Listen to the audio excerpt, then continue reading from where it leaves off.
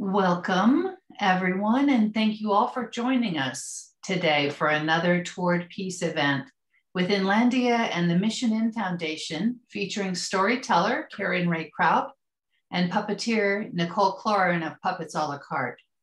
My name is Janine Peroy-Gamblin, and I am the programs coordinator for Inlandia Institute, a literary and cultural arts nonprofit based in inland Southern California. Before we begin, a few words.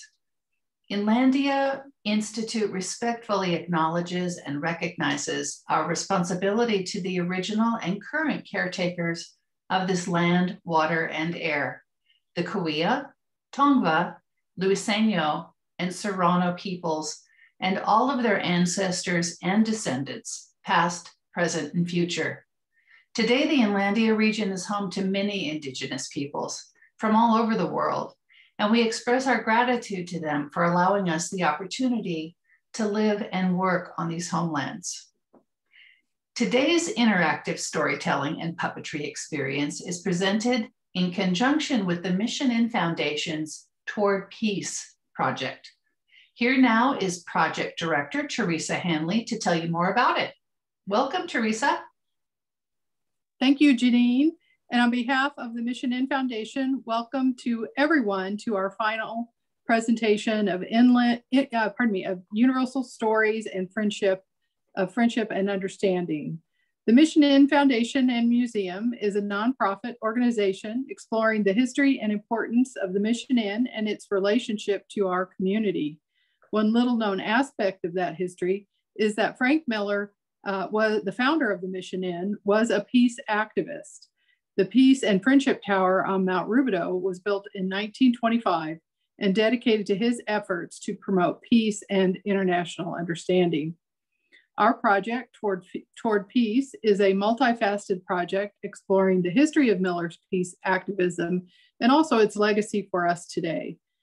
Frank Miller's peace thought was very much based on his ideas of multiculturalism and international understanding. That's why we are so delighted to partner with Inlandia Institute to present this series of international stories exploring various aspects of peace and friendship. Toward Peace will continue through this fall, including an exhibit on Frank Miller and peace, opening in September at the Mission Inn Museum. You can learn more at missioninmuseum.org.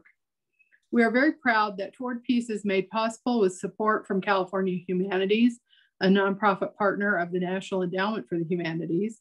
Visit calhum.org, calhum.org, to learn more about them and the many fine programs they support throughout California.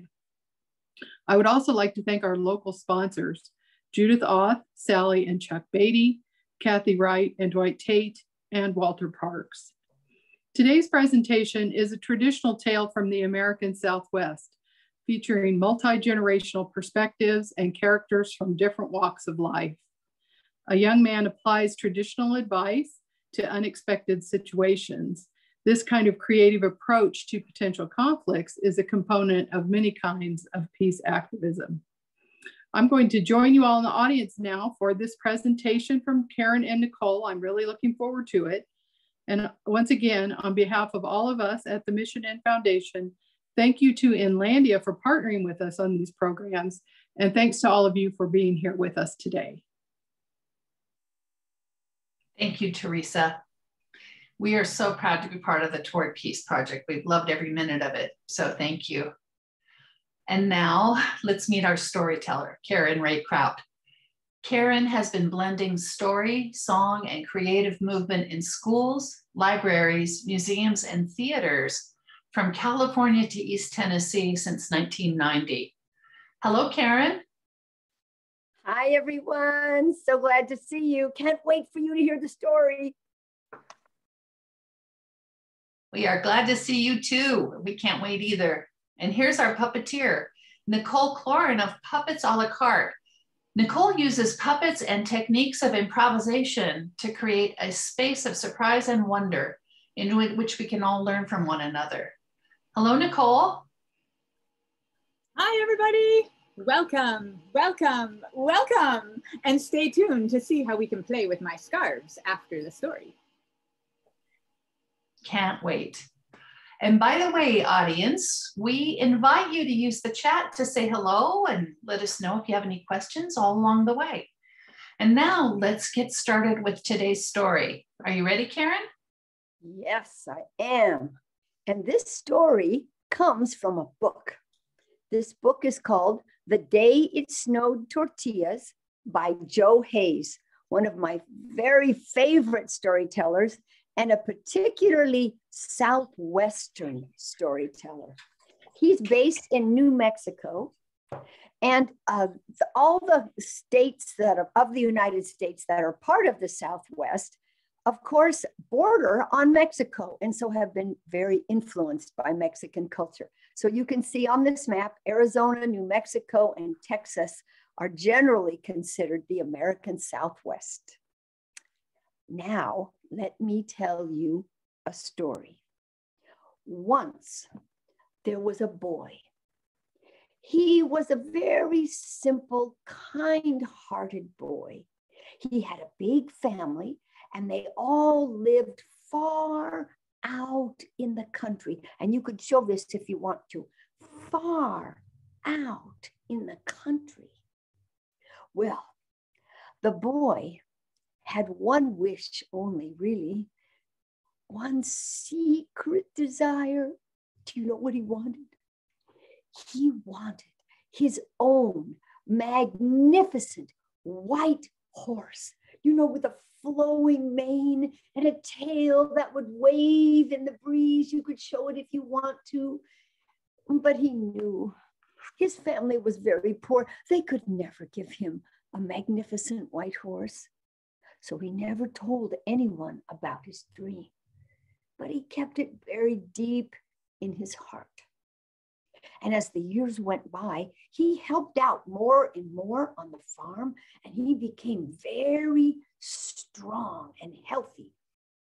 And one day, his mother and father came to him and they said, "Son, we need you to go out into the world and get a job to help bring some more money into the family to buy food for your little brothers and sisters." Well, of course, the boy said, "Oh, yes, I will go." And so he headed right that very moment out on the road. You can show it if you want to.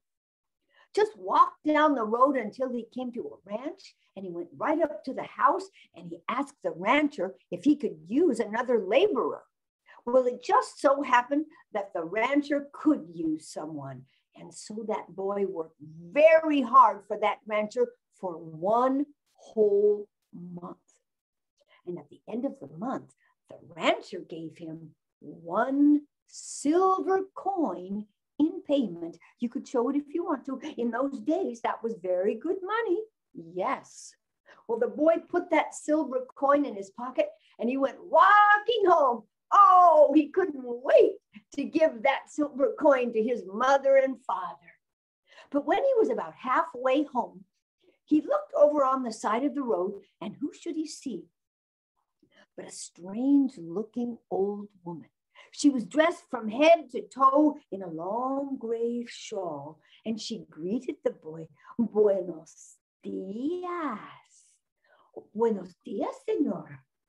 Well, then she came close and she told the boy, but for the price of just one silver coin, she could give him some advice of great value. You could show that if you want to.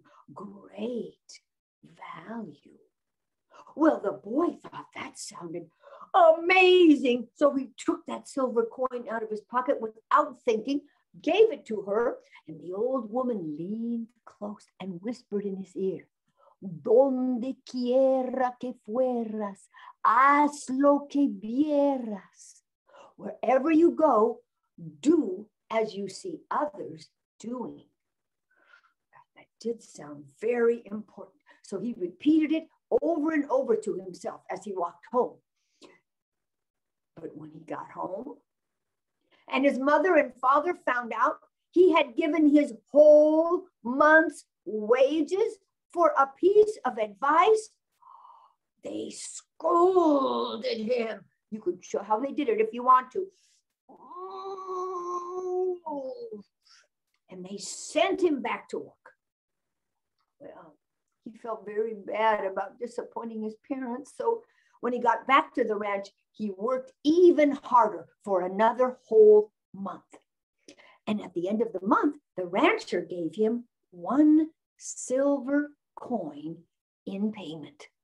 And of course, he put it right in his pocket, and he started walking home to give that money to his mother and father. But about halfway home, there she was again. Only this time, she said she had some advice that was even more valuable than that last piece of advice he had received. So he took out that silver coin and gave it to her. Then she leaned close and whispered in his ear, "Si eres casado, que tenga cuidado." Oh, if you're a married man, be on your guard. Oh, that sounded very important. So he repeated to himself all the way home, "Si eres casado, que tenga cuidado. Si eres casado, que tenga cuidado." Oh no, can you imagine what happened when he got home? Oh, his mother cried, "Oh, how did you do it again?" His father was so angry. "We send you out into the world to earn some money to put food into the mouths of your little brothers and sisters, and you squander it on advice." Oh, the boy felt terrible. Then his mother and father said, "Now you go back to work, and you don't come home until you have some money to offer." You can show this part if you want to. Don't come home until you have some money to offer. Oh, he felt really bad now. He trudged back to the ranch. He worked even harder for another whole month. And at the end of the month, the rancher gave him that silver coin in payment. You could show it one more time if you want to. Yes, thank you. He put it in his pocket. He went walking home. He was just looking straight ahead. And all he was saying to himself over and over was, "I'm going to give this silver coin to my mother and father. I'm going to give this silver coin to my mother." There she was. Oh, when he saw her, he said, "Oh, no, Senora, please, no more advice. If I don't have money, I can't go home again." But do you know what that old woman said to him? "Money, what is money? Money comes and it goes. Good advice will last you all your life."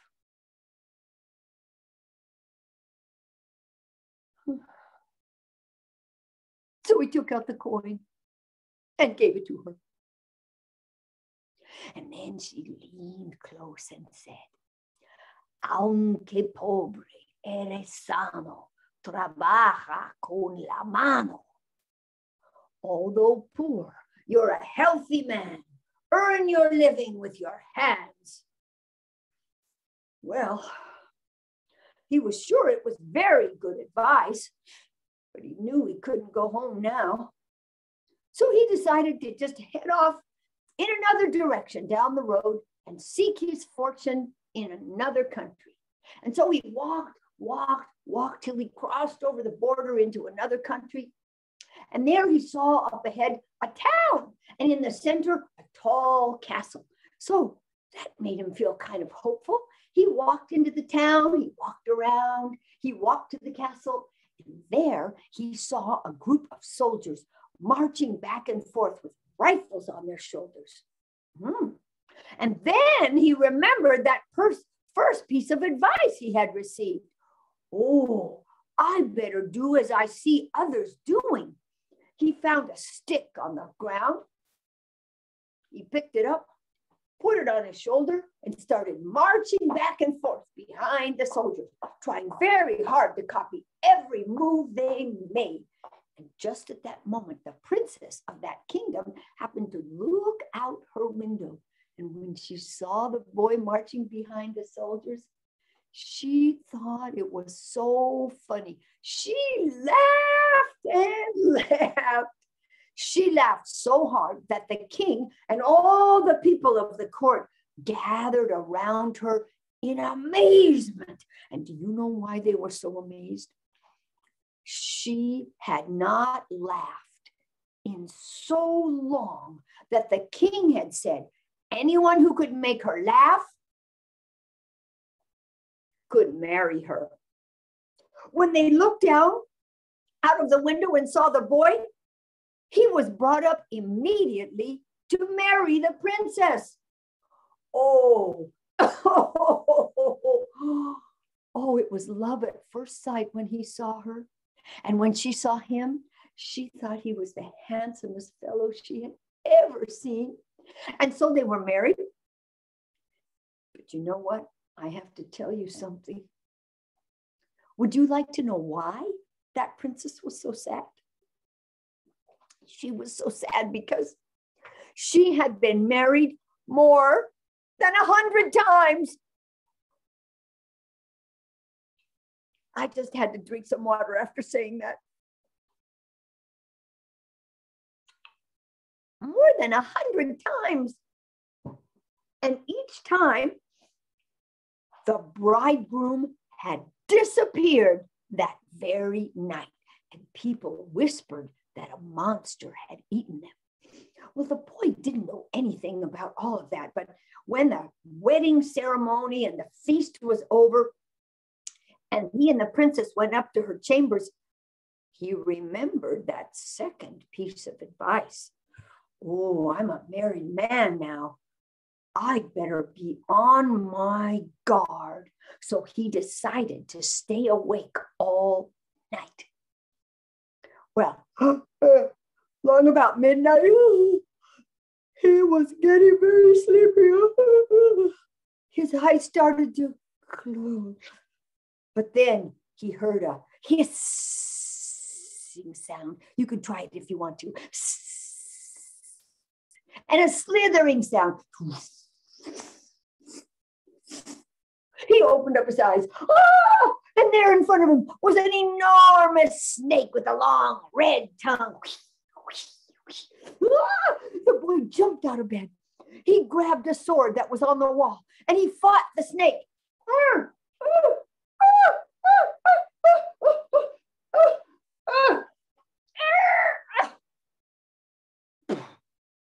He killed it. Oh my goodness. He killed the snake. And in the morning, when the king and all the courtiers found that the princess's new husband had survived the night, they gave a big fiesta. Ay, ay, ay, ay. Oh, there was singing and dancing. Canta, no llores. Oh, it went on and on and on. Oh my goodness. Everybody was so happy. They had an amazing time. But the boy, he kept thinking about that third piece of advice he had received. Finally, he turned to the princess and he said, "Oh, beautiful princess, all this feasting and merrymaking, it's fine, but my advice tells me I need to go out and get a job." The princess said, "Honey, you don't have to work. You're married to a princess now."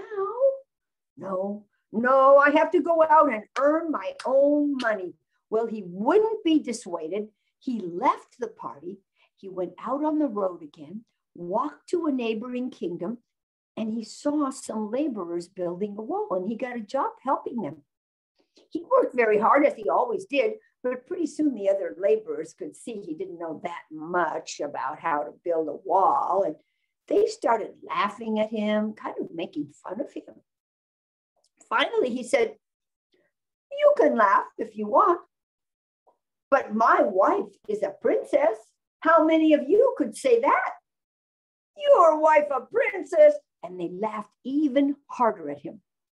Well, one of them even ran up to the king of that country and told him that the new laborer was bragging, claiming to be royalty. That made that king very angry. He called that boy in front of him and said, "How dare you claim to be royalty?" "Oh no, your majesty, I'm not royalty, but my wife is a princess." "Your wife a princess? Ha! If your wife is a princess, I'll give you your weight in gold." "Really? Well then, just look out the window and look at Noon when she comes with my lunch."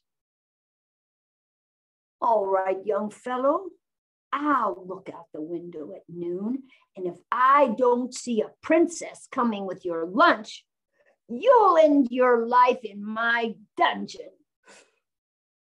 Well, the boy, to tell you the truth, really wasn't worried. He went back down. He worked hard for the rest of the morning. And about noon, there was a big cloud of dust that appeared on the road. You could show it if you want to. And it came all the way up and stopped right in front of where they were working. And when the dust cleared, there was a beautiful golden coach. The door opened. The footman helped the princess down, and on a silver tray, she had the boy's sack lunch. Well, the king was watching from above. Oh, no. And he knew he had to keep his promise. So they brought the boy up to the throne room. They weighed him, and they started measuring out the gold. But guess what? I told you he was a strong and sturdy boy. They didn't quite have enough gold on hand at that moment to equal the weight of that boy. So to make up for the gold that was missing, you know what that king gave him? From his own private stable, a magnificent white horse with a long flowing mane and a tail that waved in the wind when it ran. Oh, the boy and the princess jumped on the back of that magnificent horse, and they rode home to their own kingdom. And as they rode along, he happened to glance up to the side of the road, and bet you know who he saw. There was that old woman in the long gray shawl. And as they rode by, the old woman said, "Buenas tardes." And that's the end of that. And now, let's see what Nicole has in store for us with some puppets. Thank you, Karen. I really enjoyed that story. I would say it's a magical story. And now I would like to share some puppet magic with you. So for me, when I hear a story and I think, oh, I really want to turn that into some kind of a puppet show. First, I go back and I remember the story.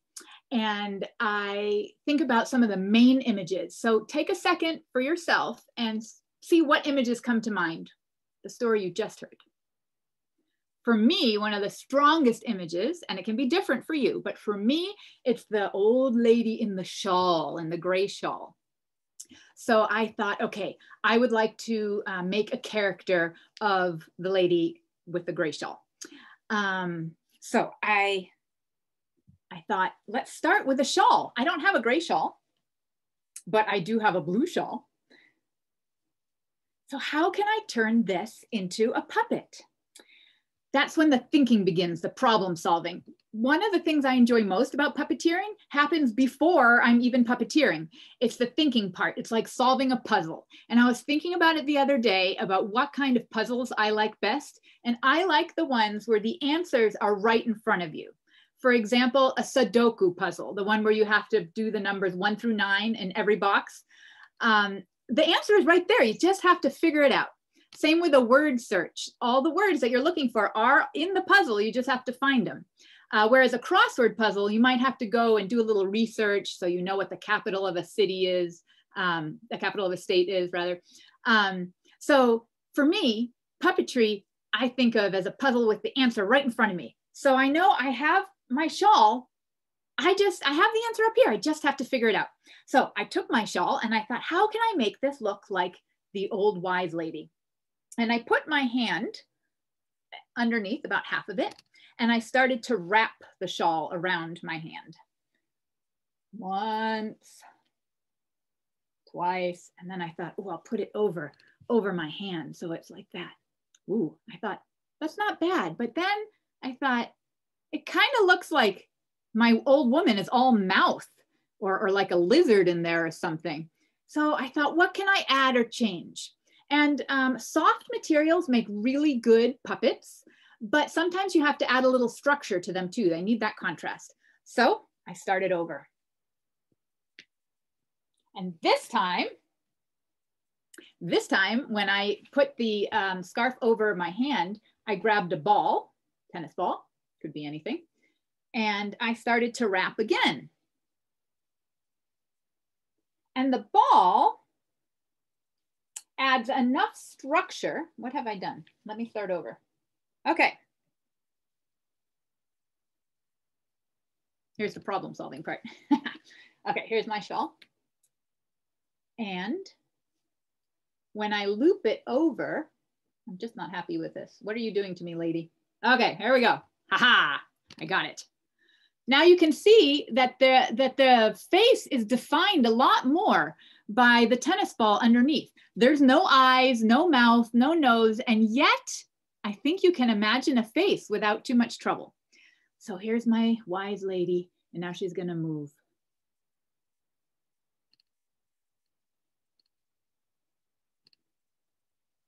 I think she walks with a cane. Yeah. And something to remember when you're doing this is my elbow is down here, right? It's on a table. And if I don't move it, my puppet's just gonna like fall down. So I have to remember the reality for my puppet. Where is its fixed point? How is it gonna move? So I would like to try that with a little bit of music. If we can turn the music on.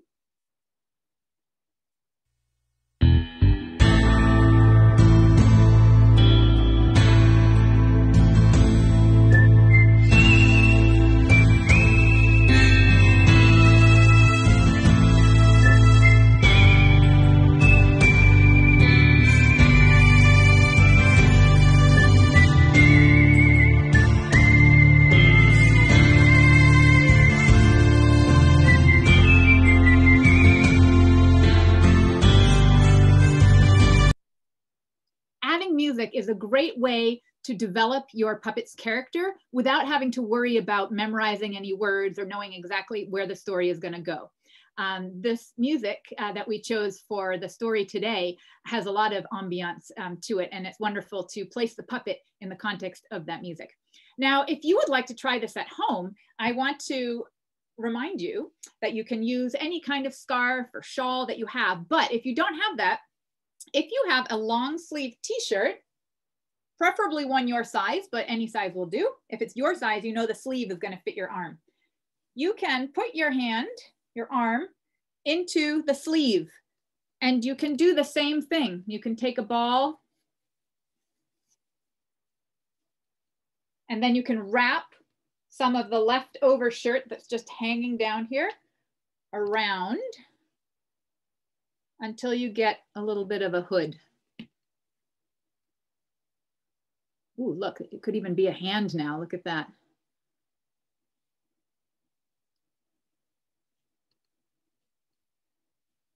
There she goes. Okay, so that's just a little tip for all of you out there who just really want to try this and may not have a scarf. So you can use a long sleeve t-shirt.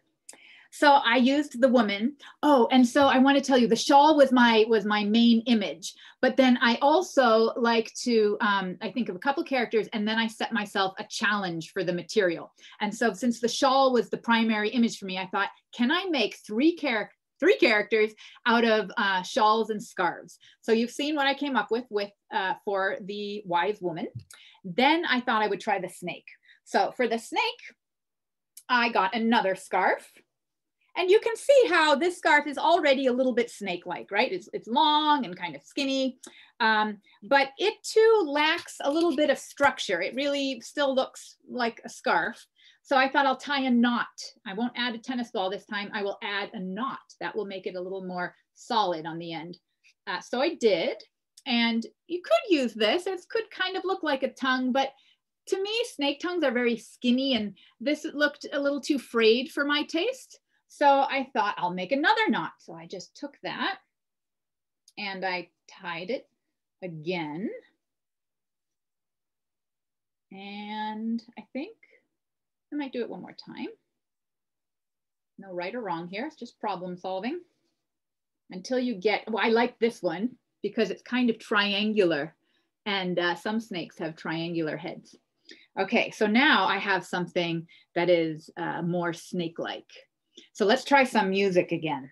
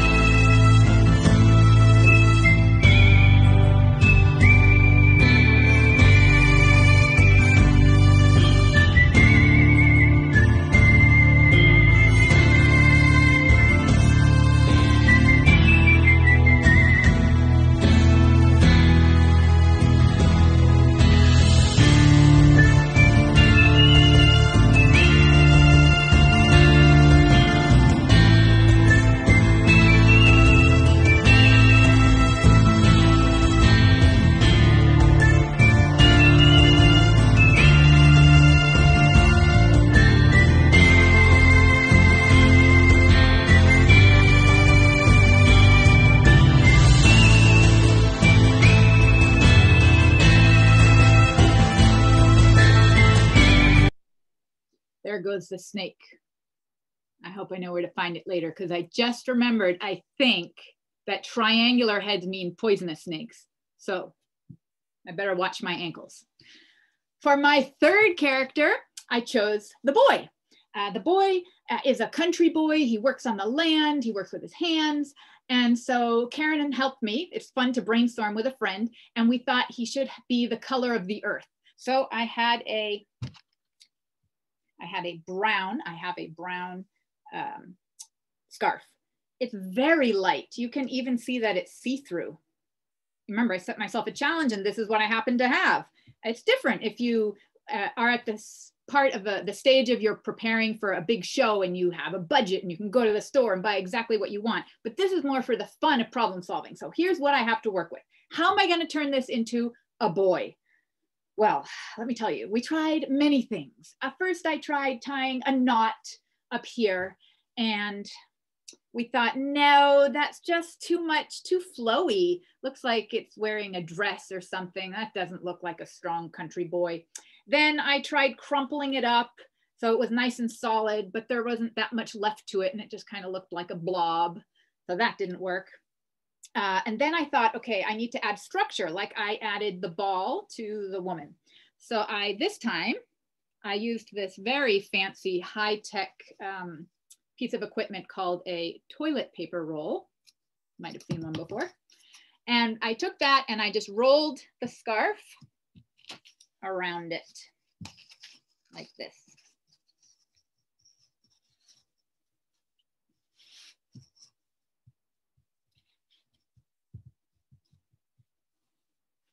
Okay, and then I tucked that in and use a little rubber band just so it doesn't fall apart on us. Could be the boy's belt.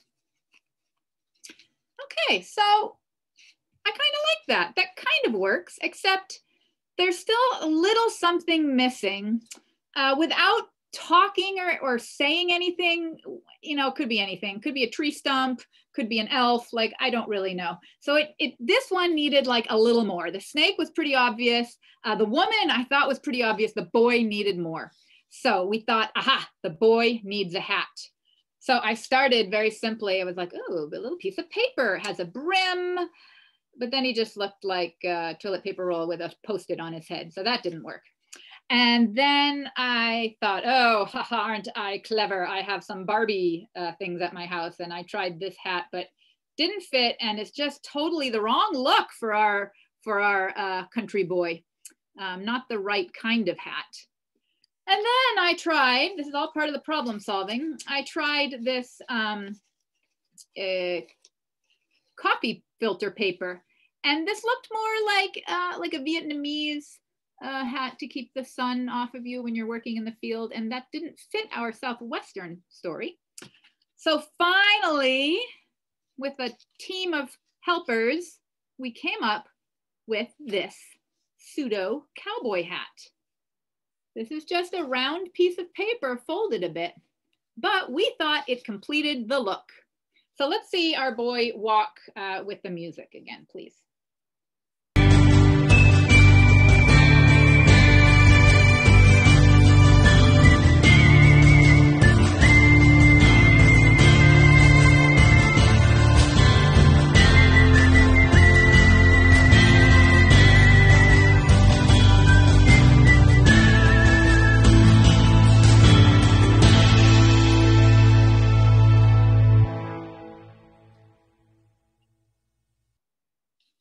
So there you have the 3 puppets that I had so much fun brainstorming to put together.